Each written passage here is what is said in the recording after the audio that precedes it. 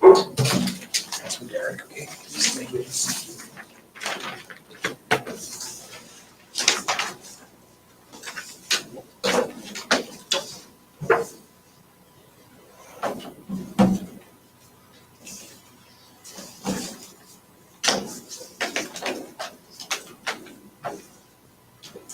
Good afternoon, everyone, and thank you for your patience. We have three matters to bring to you today.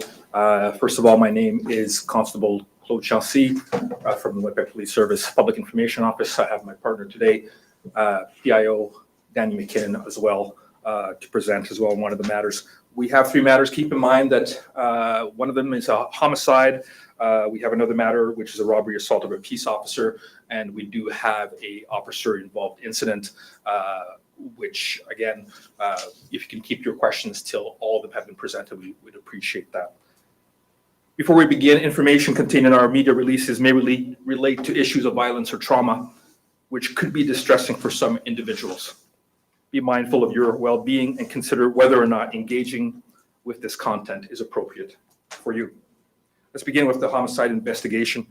On June 11th, 2024, at approximately 11:50 p.m., the Winnipeg Police Service responded to the 400 block of Kennedy Street for the report of an injured adult male who had been assaulted. Central District General Patrol officers arrived and located the male who had sustained life-threatening injuries resulting from a stabbing and immediately provided emergency medical care before the arrival of ambulance. The victim was transported to hospital in critical condition, where he was pronounced deceased. The homicide unit has assumed the investigation and has identified the victim as 49-year-old Ricky Dwayne Manchis of Winnipeg. Family notifications have been made. The investigation is continuing and no arrests have been made. Anyone with information, including video surveillance, is asked to contact investigators at 204-986-6508, anonymously at Crime Stoppers at 204-786-STIPS, or through the winnipegcrimestoppers.org online. For the second matter, we'll be dealing with the robbery and assault of a peace officer. Keep in mind, all these three incidences we're talking about happened within a 2-hour span from one to the other. At approximately 4:15 p.m., an off-duty officer operating his vehicle in the 100 block of Smith Street was flagged down by an adult male presenting himself as a person in distress. The male suspect proceeded to the driver's side of the vehicle, opened the door, and began physically assaulting the officer in the upper body unprovoked. The officer immediately identified himself as an off-duty police officer, as the suspect continued to assault him and attempted to pull him out of the vehicle while threatening to kill him. The officer exited his vehicle, and the suspect immediately entered the driver's seat in an attempt to steal the vehicle unsuccessfully.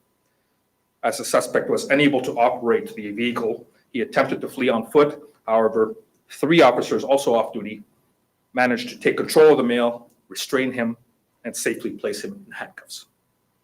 The officer sustained multiple upper body injuries for which he later sought medical attention. During the investigation, officers learned the suspect had been released from police custody approximately 20 minutes prior regarding an unrelated matter. Kulakbanda Bob Umar, 27, of Winnipeg, has been charged with the following offenses: robbery, assault peace officer, utter threats, cause death or bodily harm, failed to comply with probation order. He was detained in custody. Now I'll pass on to the third matter to Constable Danny McKinnon.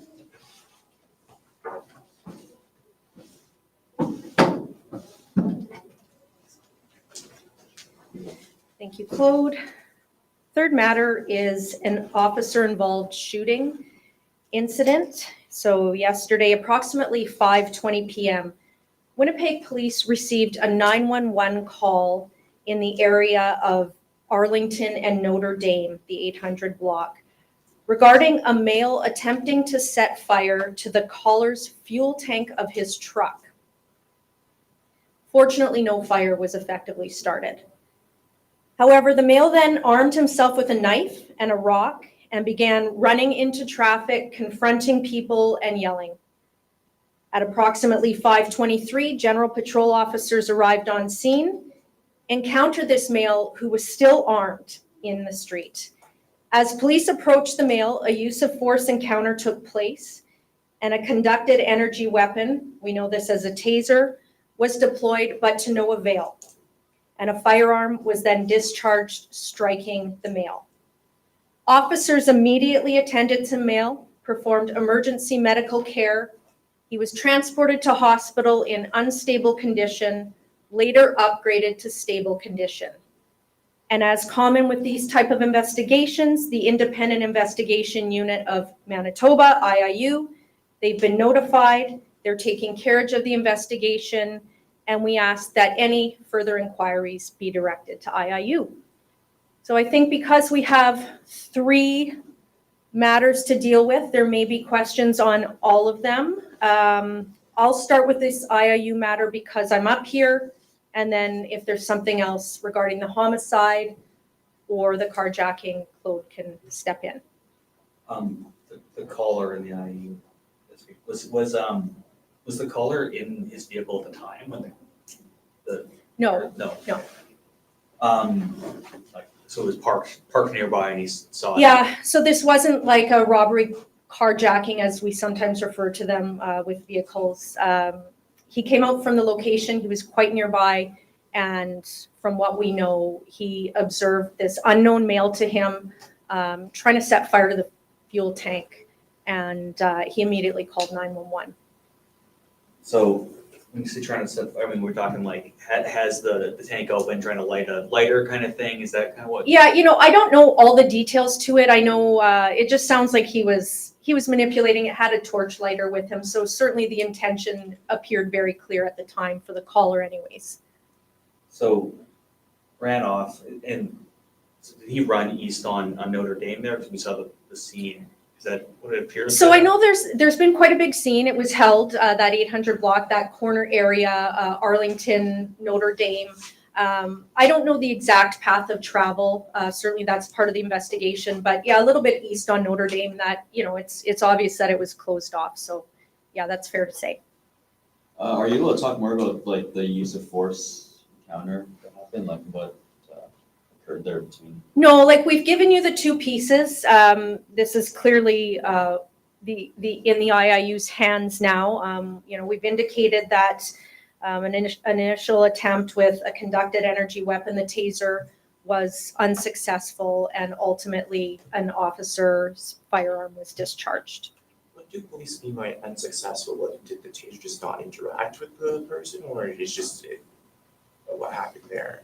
So for this particular situation, I don't have the details of why it was ineffective, but if you just want a basic kind of quick anecdotal, like tasers can be worked in 3 ways. Number 1 method is, or not number 1 in choice, I just mean there's 3 different options when you're going to consider a taser as an option for use of force. So 1 can be a coercion method, simply seeing the taser, hearing the sound of the electricity arc.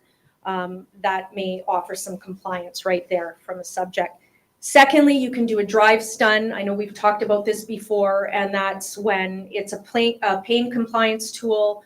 It does make contact with the subject's body. They often feel that uncomfortable feeling and will comply, and handcuffing and whatnot can take place. And then thirdly is when the probes are deployed and there's a radius, a point from A to B, where there's an energy arc, and that creates neuromuscular incapacitation temporarily. Once that is relieved, that incapacitation stops. So sometimes the probes just don't connect, whether it's clothing, whether it's the drive of the person. There's just a number of different ways. Some people, they don't feel that pain for whatever reason. And I'm not going to speculate for this. I'm just saying that neuro incapacitation sounds like it didn't occur. Is the officer that used the taser the same officer that also discharged their firearm, or was it 2 separate? Can't talk about that. That's going to be IIU. And then I guess just generally speaking, what's the the escalation that goes from someone, I guess, using a taser and then to discharging the firearm? Like, I guess what kind of happens that someone would have to, use a firearm, I guess, in a case like this? There's just so much criteria, and again, I'm going to speak very anecdotally and just very shortly in the sense that during a use of force encounter,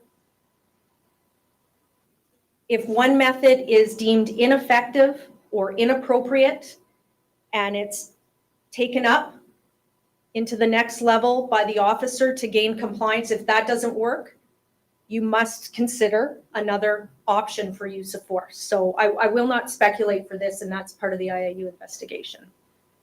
And I realize that talking IAU here, but I mean, and was the man advancing on police? Is there anything you can say there? No. Not up. Oh, sorry, just as for, I know the IU is taking over the investigation, but as for charges, could this person see any charges potentially? Well, that's again, something that is going to be part and parcel to the investigation.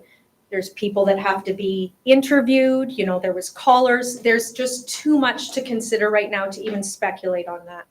I guess just in general terms, what do you say to, I guess, like, people who were on the way home from work and saw someone get shot in broad daylight?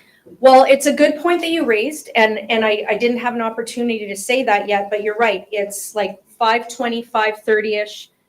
Arlington and Notre Dame, a very busy intersection to begin with. You know, you have a lot of vehicle traffic, a lot of pedestrian traffic, especially now that the weather's nice. That area is frequented by many, many people.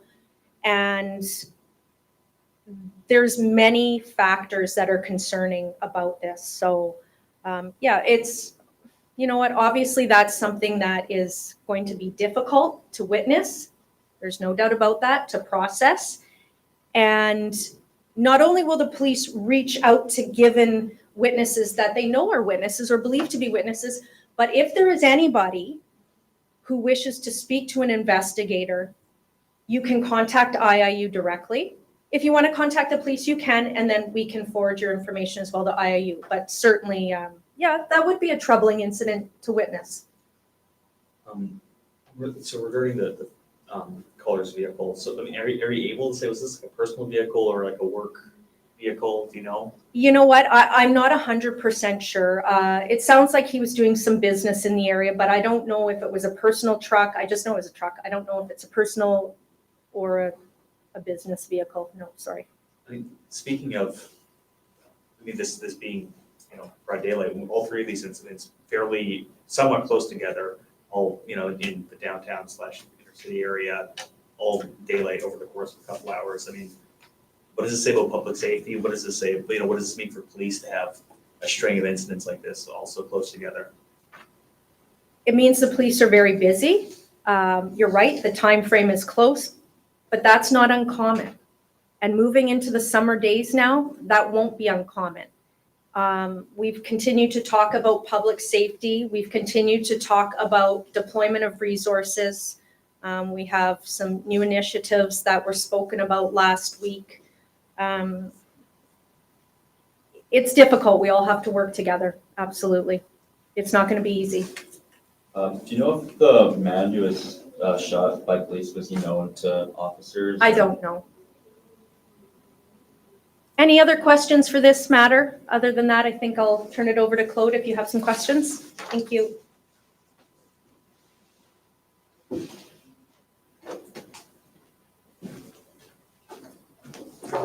So we can start off with the, well, it doesn't matter, whichever you like. Okay, so on the homicide here, so he was found outside on Kennedy there.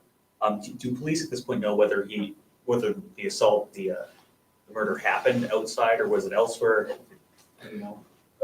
It's outside. That's as far as I can tell you, because the investigation is still progressing at this point, and it's still a fluid investigation. So Do you know if he lived in the area?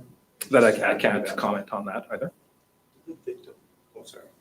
Did the victim and suspect know each other? That as well, I can't mention.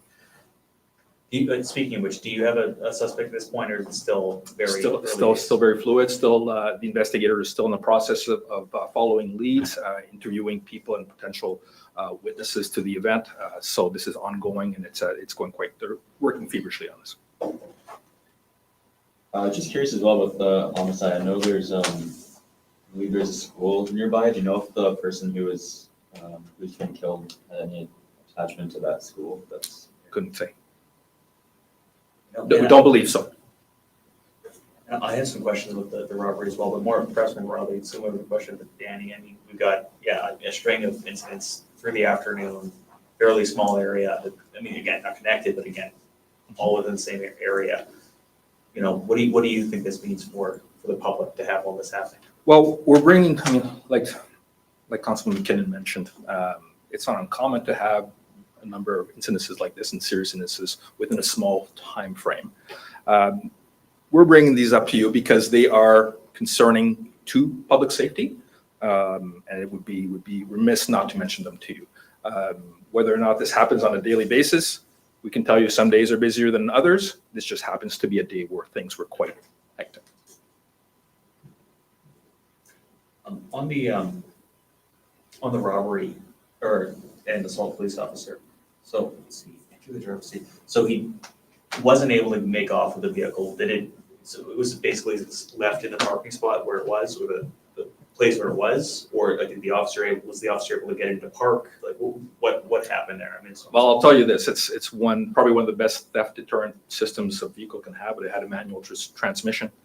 And the person who tried to make off of it couldn't operate it.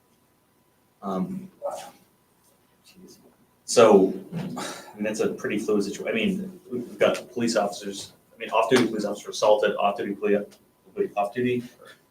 officers who got involved. I mean, what does this say, for the service? We've got somebody hurt here and police quickly jumping in. Well, first of all, I do want to thank the general public here. This is something that happened in early afternoon in a place where you'd have a lot of traffic, a lot of vehicles, a lot of pedestrians. And we have to say and commend the public who called in, who were witnessing the event, because this is a pretty violent event, and called it in, and were able to get people to come and help pretty quickly. It just happens that we have some other off-duty police officers in the area that were also able to see what was going on, and as they would for any other citizen, jumped in and helped out to help arrest this particular person. And I have to tell you, this is a person that is over 6 feet tall, over 260 pounds. So we're not dealing with a small man here. So this was they had their hands full. With the time frame, as pointed out, a short time earlier, this individual had been released from police custody. Yes. To this assault on people. Now, I understand they are off duty, all the officers were off duty. Right. I don't know, were they in civilian, were they still in uniform, and I don't know, can you speak to motive? Does this appear to be a target against police officers? Well, I can tell you that the off-duty police officers were not dressed in uniform, so they would appear like you and I, as regular people that are in the downtown area. We don't believe there's a relation in whether when he was released and the officers that were involved in this incident, there's no commonality there. It was a random attack on a person that happened to be in their vehicle and accessible. And the ruse where he tried to present himself as a person that required assistance, that's part of the beginning of the event, where this officer selflessly tried to help a hand. You say there was no commonality, but you can see how it could appear, or it might appear that the time frame and who the victim in this case was involved. Yeah. You could see. I can understand that, and believe me when I say that there's a short period of time, so he didn't have a time to get very far from the police station. So just like many of us here, we not only work in the downtown, some of us reside in the downtown, and some of us use transportation, whether it's our own vehicles, transit system, to come downtown. So yeah, it's not uncommon that as you would, as general public would, we as well are not, we are also subject to the possibility of violence. So flagging the officer down, was he just waiting, oh, I need help kind of thing, or do you know anything more about that? No, I won't get into the particulars there, but it was enough of an indication that he was able to communicate with the person inside the vehicle to let them know that he needed assistance. And so physical assault, I mean, we're not talking a weapon, but still. it's a There was no large man. weapon. No, you're right. There was no weapon involved here. It was a physical assault, and it continued throughout the whole process, including the uttering of the threat to kill the officer as well. Do you have roughly how long this took to roll out? Are we talking over the course of minutes, seconds? in Yes, terms of- this would have been minutes. Even though there's a lot that happened here, this happens very, very fast. So I can't give you the exact time frame, but this is very, very quick in action. You know if the officer was leaving work, coming to work? I can't say. What about the, I mean, because you can't say on that one, probably can't say on the other three, but the other three officers. Can't again, say. The release also says that they placed him in handcuffs, but it says they're off duty, so they had handcuffs on them. It's always possibility that a police officer will have handcuffs. You have to remember, we're always on duty. You know, even if we're off duty and not doing our mandated work in the community, we are still required to act as police officers if required. And you mentioned as well, too, police received several calls about this. Do you Yes. know how many calls? I don't have the number of calls, but keep in mind, this is in a busy area of downtown. People are noticing that. And I have to say, in a lot of the releases that we've provided lately, there have been a lot of involvement from the public contacting the police to let them know what they see. And all eyes and ears that we have, whether it's police officers, whether it's cadets, and members of the public, all that is extremely important for us to be able to act quickly and apprehend people for the sake of public safety. And this might be a bit of a harder question, but this was a daylight carjacking. Are daylight carjackings becoming more common? I don't have numbers for you. Carjackings are a crime of opportunity, so they can happen at any time. Of course, it's easier at nighttime when you're not seen, but we've had a lot of instances where carjackings were done and perpetrated in the middle of the day. So it can happen at any time. I mean, we ask people to be very vigilant, and when they're operating the vehicles, keep your doors locked when you're driving. There's just some small things you always need to pay attention to. Be aware of your surroundings. And this started off with essentially a person trying to help another person. So if a driver wants to help another person on the side of the street, what advice would you give them? Well, again, be aware of where you are if you're in a vehicle. And again, I'm not downplaying the involvement of the police officer here. We have a duty. We're most likely going to step out of our vehicle to help someone if we need to. But as a general public, I think it's very important. Stay in your vehicle. Keep your doors locked. There's not even a need to open your window. You can keep your window closed. You can speak through your window if need be, and make your way away from the area as soon as you can. I'm not saying this is something that happens all the time, but just be vigilant and just be aware of your surroundings. Just going back to the officer involved shooting for a second, do you know if it says male in the release? Do you know if they're adults or? Yeah. And then unrelated to the three releases, I know there's some video going around of a woman who says she was verbally and police were being verbally and physically abusive to her. What do you think of the way that? I respect the question, and I thank you for the question, but today we're focusing mainly on these three incidences. If you'd like to send us an email, we'd be more than happy to delve into that a little bit more. But yeah, we're going to stick to these three today. Back on the robbery, so the officer injured, but didn't need an ambulance to come down. He went and got checked out afterwards. So he did have multiple injuries. They were minor in nature. He subsequently went to hospital to get checked out at a later time, but he will recover from the injuries. So suspect released shortly beforehand. Was he brought in and released on an undertaking with charges, something unrelated, or brought in for questioning? The only thing I'm going to tell you is he was brought in. It was related to some probation-related warrants, and then he was released. Any more questions? Are you able to say the injuries that the officer sustained? No, I'm not going to get into the injuries. Just to let you know that they are minor, but they are multiple. So there was definitely an assault that happened, and pretty serious in nature because of what could have happened. And thankfully enough, it did not. Just come back to the homicide. Two more questions? Just come back to the homicide. And again, I realize it's very early stages. So at this point, not able to say whether police think it's, random, targeted, whether the person may have, at this point, it's still very early, don't know whether. It's very early. Like I said, the homicide unit, the investigators are working feverishly at this as they do all the homicide investigations. So this is ongoing, and more people have to be spoken to, and all leads have to be followed. So that's what they'll be doing.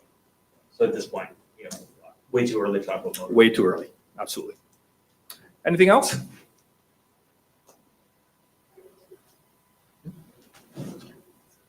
Oh, okay, absolutely.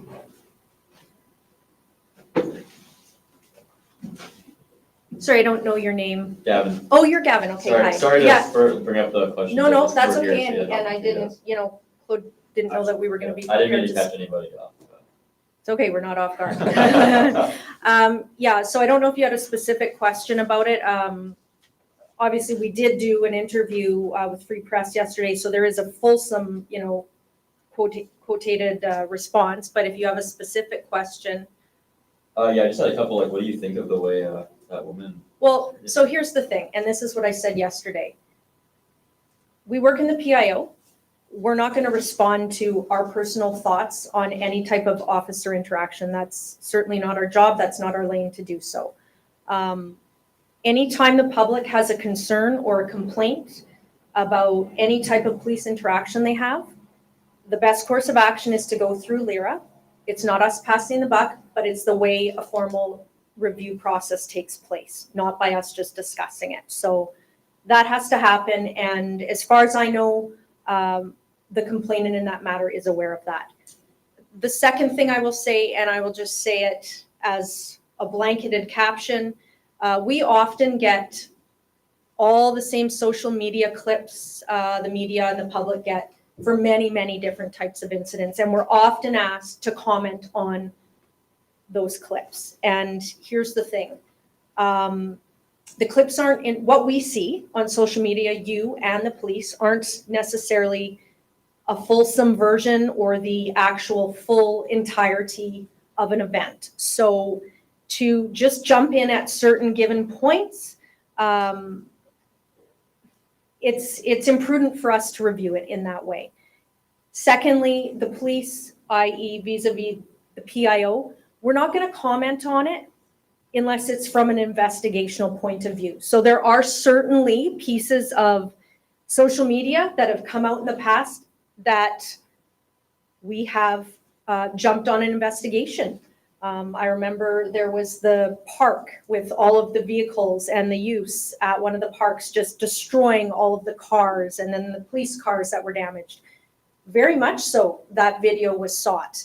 But there's a proper way to do it. There's a proper channel, and investigators must go through those steps to get that evidence. And certainly people who originate the videos are more than welcome to always contact police. So to just jump in on a given snippet of any type of social media post, it's not fulsome enough. And also, we just don't want to answer to the court of popular opinion.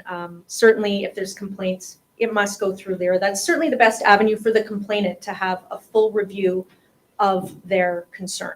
I guess just as a follow, from an investigative standpoint, will there be any disciplinary action for any of the officers involved? Well, it's pretty much my same answer, right?